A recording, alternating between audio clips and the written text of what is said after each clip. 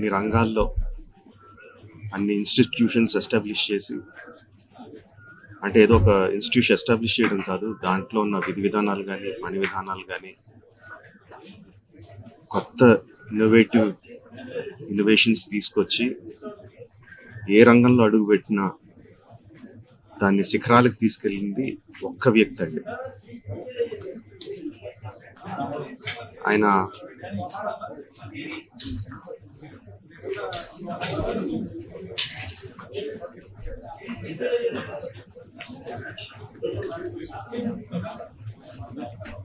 ఎంతో మందికి మార్గదర్శకంగా నిలిచారు, ఎంతో మందికి ఉపాధి కల్పించారు.